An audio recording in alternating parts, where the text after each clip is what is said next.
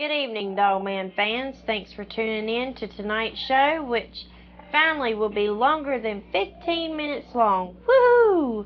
I got my strike lifted, so from now on, our shows will be at least an hour long. Tonight's guest was hard to get a hold of. She did not want to tell her story because of how much ridicule she has already gotten. But as promised, we all here at Dogman Stories do not judge, I have assured her. So don't let me down, guys and gals. Also, thank you to everyone who has supported Dogman Stories YouTube channel. And for those who want to know how to support Dogman, just go to Dogman Stories YouTube channel and hit the support button. And we are working on our new studio, our home studio, to give you guys the show you deserve, and we could really use your guys' help. So without further ado, episode 20, Werewolf Murders on the Farm. Like most families these days, one of the spouses work out of town. It's really the only way to make ends meet. My husband works on a fishing boat in Alaska for months at a time, and no, his boat is not on Deadliest Catch before anyone even assumes that theory. So for months at a time, I am home tending to the farm and our 3 children. Now before you assume, I am not some city slicker. I was raised on a farm and I'm a very good hunter. I can hold my own. Like many women, we love the thought of a man keeping our bed warm. But a lot of us can take care of ourselves, and we're very independent, and we can take care of our children on our own. Now, I inherited my daddy's farm back in 2008 after he died. However, we had already built our home on the farm back in 2000 when our daughter was born. It seemed like I stayed pregnant for the next 3 years, so I didn't do a lot of farming then. That was my daddy's order. Sam, my husband, helped my daddy for the next 5 years until he landed that fishing gig in Alaska, which he had always dreamed of. So he left and took over a fishing boat, and I took over the farm. I also hired a few high school boys to help out when the crops came in. Mama helped me tend to the children while Sam was away. All my children were about a year apart, so they were. I'd always worked the farm and quit around 5, 8, so I could spend some time with the kids before bed. As they got older, they started helping around the farm, so I got to spend more time with them. I was always happy when Sam came home. I felt whole again. Months apart can really do a number on someone. And the hardest part is not knowing if the person will come back, if it's the last time you'll ever see him again. That was always my biggest fear. I wasn't scared of anything else, or so I thought. Mama died a year before Daddy, and after that, Daddy wasn't never right again. He lost interest in a lot of things. He even seemed to be fantasizing about a monster lurking around the farm. He would sit hours on the porch with a loaded shotgun in his hand staring at the corn. I used to ask him what he was doing, and he would just point at the corn. That's where it comes in and out from. One of these days I'm going to get it. A mountain lion? A bear? I continued to guess, but I never got a straight answer. I assumed he was just in his own little world. Late one night, I was reading a book on the porch swing, drinking my tea and enjoying the fresh, cool breeze, when all of a sudden I heard a gunshot. I glanced towards my daddy's house, which was about a quarter of a mile down the driveway. I seen him shoot again. I saw the flash from the gun. I couldn't really see him because it was getting dark. I headed down the steps, yelling for my daddy, when all 3 of my children came out the door.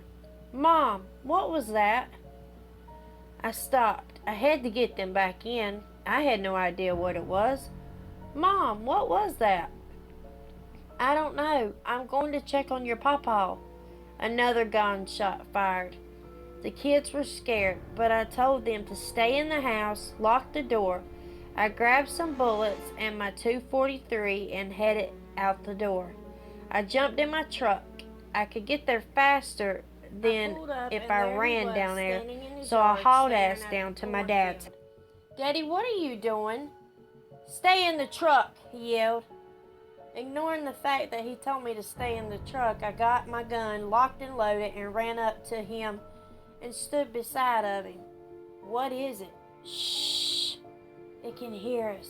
It knows where we are and that we have guns. Confused, I said, who does? He looked right at me.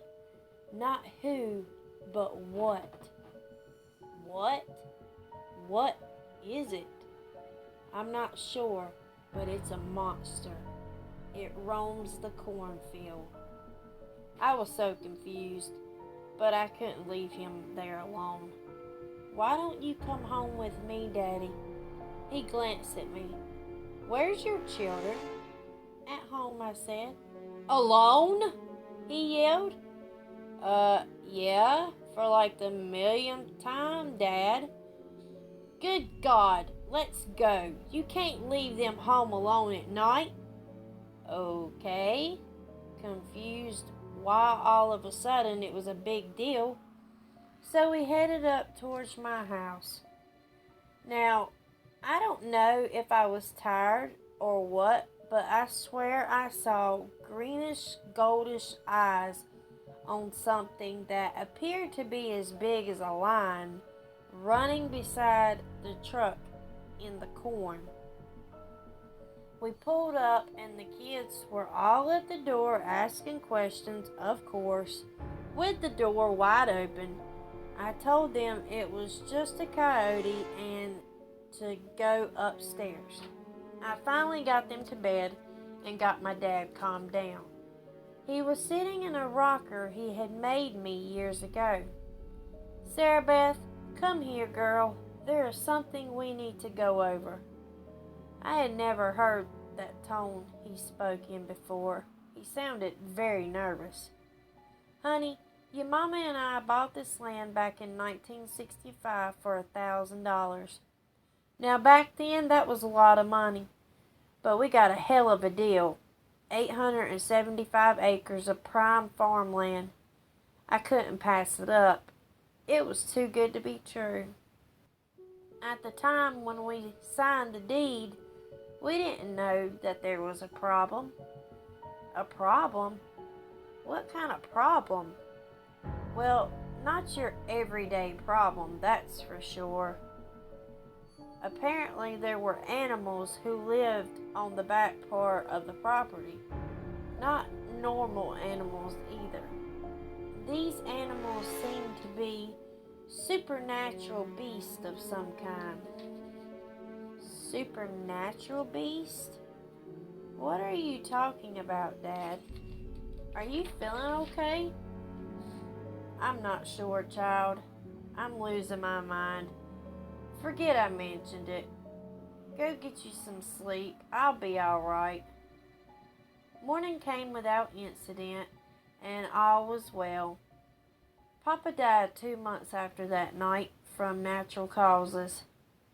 He never did finish telling me about the monster that roamed our land, but I had never seen it either, so I had nothing to be afraid of.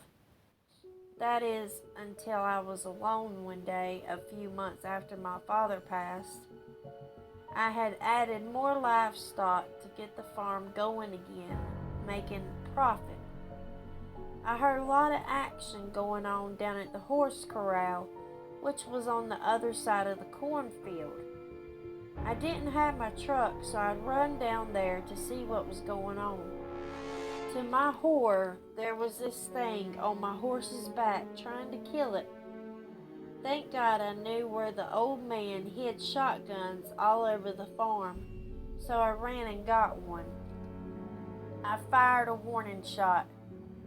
Didn't phase it, so I got closer. too close for comfort when I seen what I was looking at. I fired again. This time I got its attention. Uh-oh, I thought to myself. It stared at me. I fired again. I know I hit it, but it didn't faze it. So I ran back to the house as fast as I could. It didn't chase me, but it stalked me. It stayed far enough behind to see where I was going. As I got to my home, I stood in the road, staring at it, waiting for it to come closer, but it never did. So I ran up into my house. It stood in the road, staring at me, as if it was planning its next move. It looked like a werewolf. I called my husband, but I had to leave a message because he was out in the Bering Sea. When he returned my call, he thought I was crazy and just wanting attention.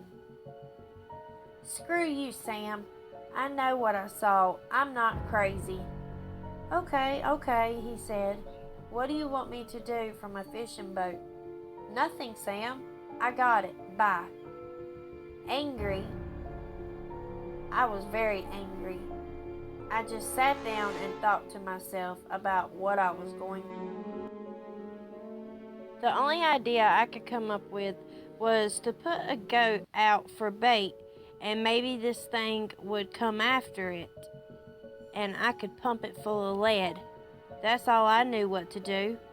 My father had a few friends who seemed to know what I was referring to when I told them about it over the phone. John Boy, my daddy's best friend, swore up and down that there was more than one, that him and my dad had seen them. I told him that my dad started to tell me about a monster, but then he became ill and passed away. I never told him that I was an ass and dismissed his story. I was embarrassed now. John Boy told me, honey, some things are better left unheard. You can't unhear it after you've heard. Come on, John Boy, I'm desperate. Okay, you asked for it. They're called man-wolves, he said. They walk upright like men and on all four like wolves. They hear miles away. They see you before you see them. They aren't friendly to humans, but they're not dangerous unless you provoke them either. They eat livestock. Your daddy took a goat a week out into the woods to keep them away, but I guess since your daddy's gone, they're coming closer. I asked him, is there more than one? Didn't I say they? Are you serious? There's more than one? I guess there's a family of them, you know. A father, a mother, kids, who knows. But what are they, John Boy? Honey, they're werewolves. Not like the movies. They don't change from human to wolf. They are animals, and apparently they've been your neighbors all your life, and you just didn't know it. But your mama and dad did. Well, I assume your mama know, but I know your daddy did. How do I get rid of them? You don't. There's got to be a way to get rid of them, John Boy. I'm going to shoot them. I don't think that's a good idea. Why not? Well, we don't know how many there are, and they will kill you. Apparently, one goat wasn't doing the job anymore. Your daddy called me and said one was coming up near the houses, so they needed more food. They tried to eat my horse, John Boy. That's not good. That means there's more, and they will come back. Leave this place as soon as you can. Leave? This is my home. I'm not going anywhere. I didn't listen to John Boy. I put a goat out near the cornfield in a cage and waited until the creature came out. Thank God I sent my kids off for the weekend because I had no idea what to expect or what I was in for. One started towards the goat. It was on all four. I was in my dad's attic looking out the attic window with my scope right on it. Then I saw two more come up to the goat. Oh no, there is more than one. And I had a lot of ammo, but I did not expect that. Nor had I expected to see what I saw either. They reminded me of a movie I watched on TV called Werewolf Rising, but more like a mixture of a show that I had seen on YouTube of Vic Cundup's werewolf on his page also, so it was a mixture of the two. They were circling my poor goat as they were teasing it. I shot one in the calf, I believe. It let out this gut-wrenching howl, followed by a scream. The others looked around cluelessly, but the one seemed to be staring right at me. It was a lot bigger than the other two. It must have been the alpha. It let out a howl as if it was calling someone. In the cornfield, I know I counted 14 sets of greenish yellow eyes after that howl. Oh dear God, what have I got myself into? I seen the big one head towards the house that I was in. Oh no. I quietly put as much stuff as I could in front of the attic window. The only way in the attic was the window, except for the string that was hanging from the ceiling, which when you pull down, the stairs came down. Luckily, I had already pulled that up just in case they got in the house. I ran and hid in a room that was attached to the attic that was about 2 by 3 feet, so it wasn't very big, and I listened for anything. I didn't hear anything. Then I heard howls from everywhere outside. In the corn, in the yard, and even on the porch. I could hear it walking on the porch, back and forth. It never seemed to come in, but I did hear the doorknob jiggling. I started to panic. I locked the door, but it was big enough to break the window. How is this thing smart enough to try to open a door? Oh my God, I know I didn't lock the back door. Oh, I hope it doesn't get in the house. I heard a car. Then a horn started blowing, and then my phone rang. It was John Boy. "Where are you?" he asked. "I'm in my dad's attic." "Well, there's a shitload of these things out here, and one is on the front porch of your dad's house, and it knows you're in there. I knew you would do something stupid. I'm gonna try and get 'em away, and when I call you back, hurry up and get out here, and come down from the attic quietly." I heard the car spinning and the horn blowing, and I could hear the one on the porch running around the porch as if it was protecting its lunch. And its lunch was probably me. My phone rang. "Let's go now. They're in the cornfield. I'm on the porch." "You're on the porch?" "Well, I'm not on the porch, but I'm right at the porch, so come on." So I hauled ass out to the car. I seen them all watching. We spun out, trying to get out of there. They ran behind us for about 2 miles. I know we were going 40 to 50 miles an hour, and they were right on our tail. And all of a sudden, they just stopped. And I don't know what they stopped for. I heard a howl, and they turned into the cornfield. I assume the alpha male must have said stop, but I'm sure he didn't say stop, but maybe that's what the howl meant. So we got out of there, and I got a cussing from John Boy, wanting to know how stupid I was trying to take on about 30 werewolves on my own. Hey, I didn't know there were that many, but I soon found out that there were a lot of them.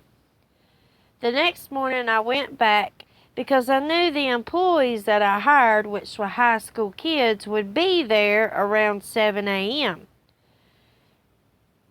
When I got there, to my surprise, every animal on my farm was mutilated and half eaten.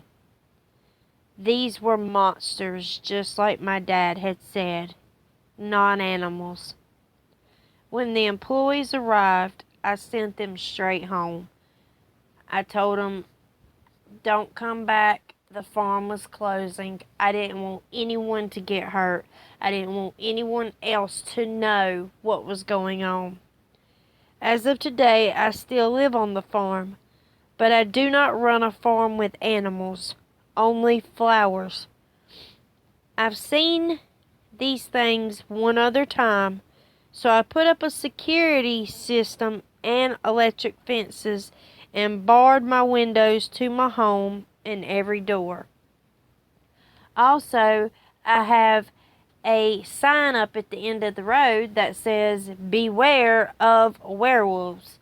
But I'm sure most people probably take it as a joke, but it's not.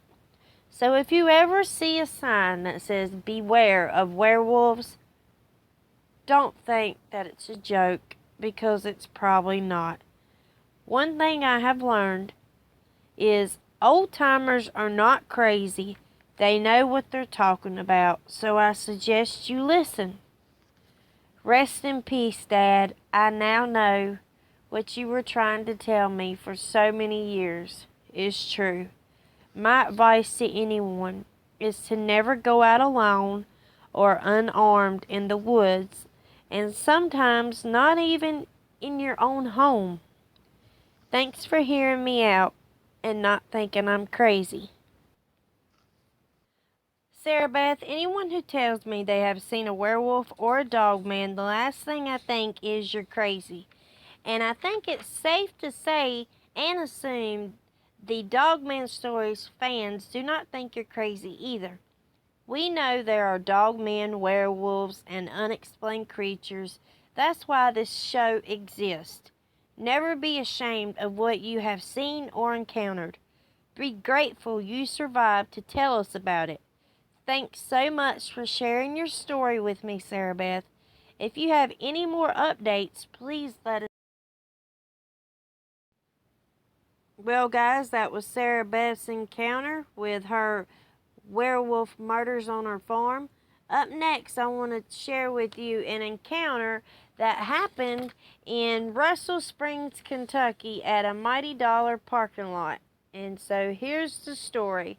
I like to call it the Mighty Dollar Werewolf.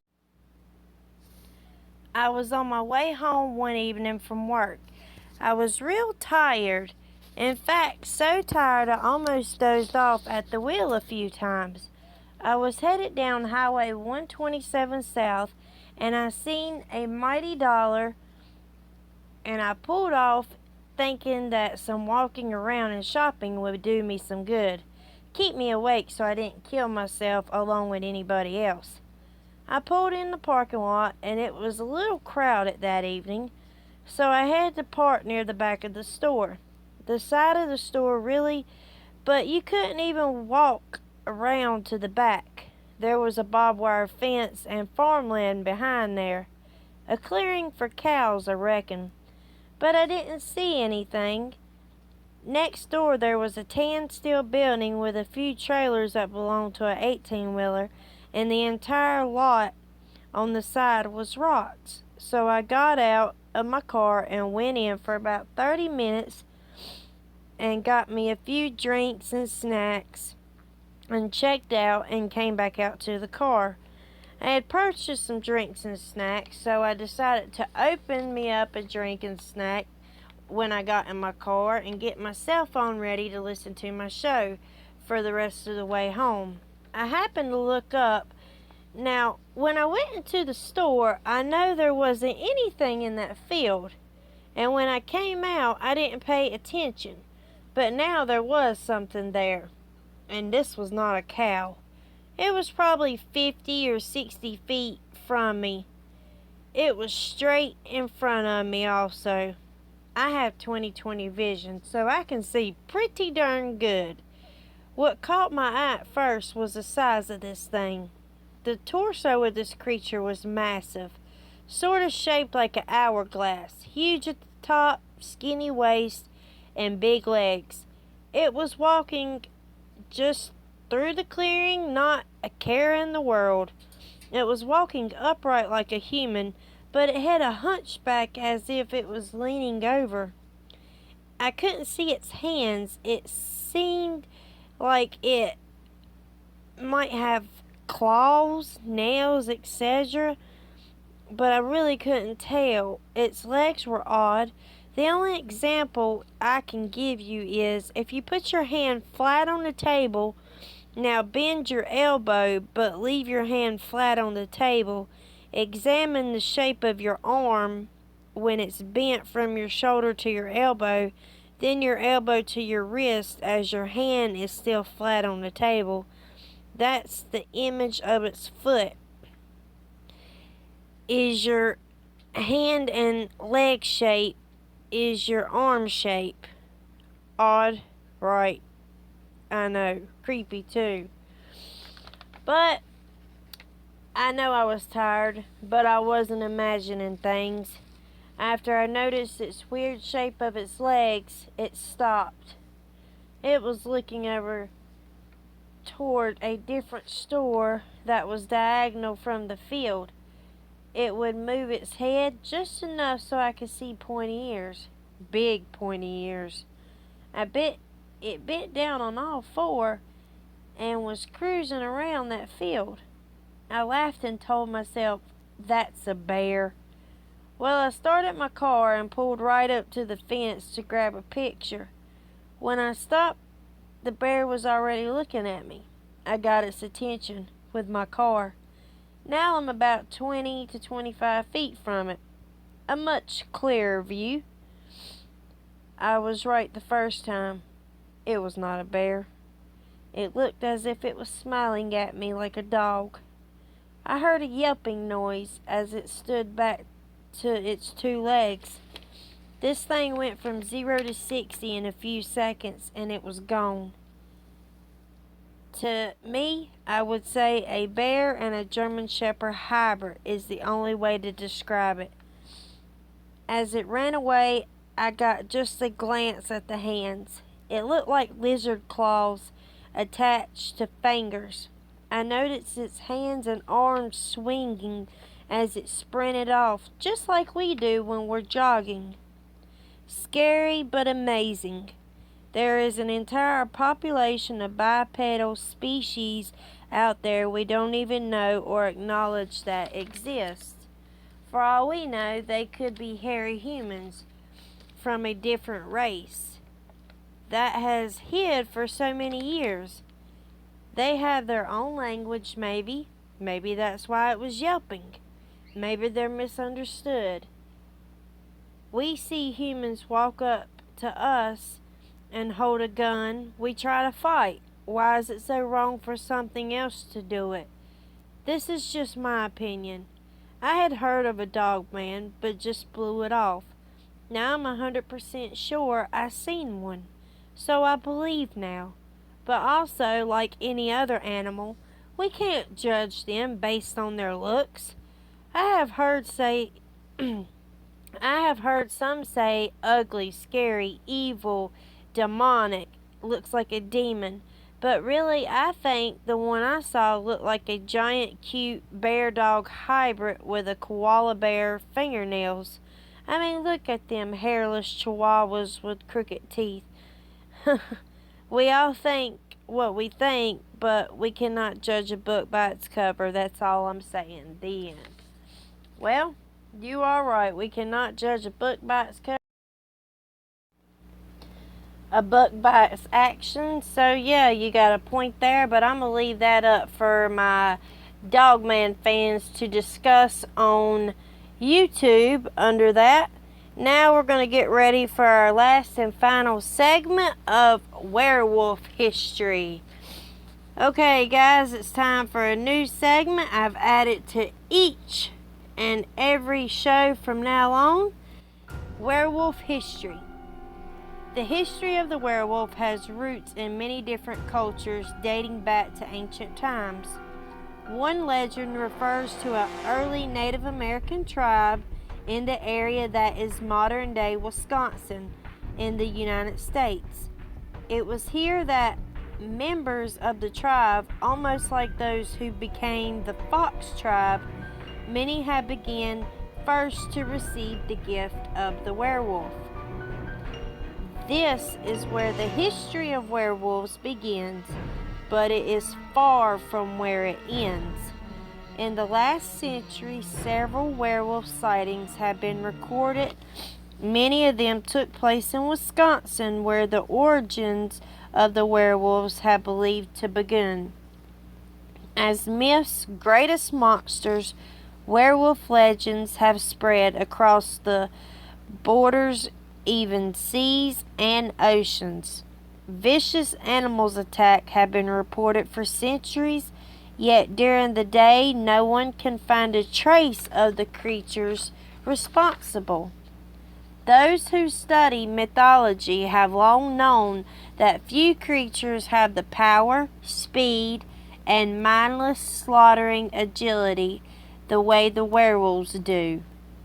Before we dwell in fear of the werewolf and its powerful strength and evil appearance, perhaps we should clear up the confusion of what the werewolf, aka Dogman, actually is. Well guys, thanks for tuning in on this Saturday evening. I hope you enjoyed the story and the new segment of werewolf history. Remember, all stories on Dogman Stories are true. They are encounters sent in by guests. Also, if you would like to support the Dogman Stories YouTube channel, it would be greatly appreciated. We are working on the studio for you guys to have the best quality show possible. Also, if you do donate, send me an email so I know who done it, so I can personally thank you. And I would love for each and every one of you to tune in every week. We will have longer shows, and next week we are going to have at least a 2-hour special. What I'm going to do is I'm going to go on YouTube and I'm going to find the scariest encounters I can possibly find, and I'm going to mix them up with some of you guys' encounters that you've sent me. So, thanks Dogman fans. Without you guys, we would not be here. Until next time, good night and be safe, and watch out for them dogmen.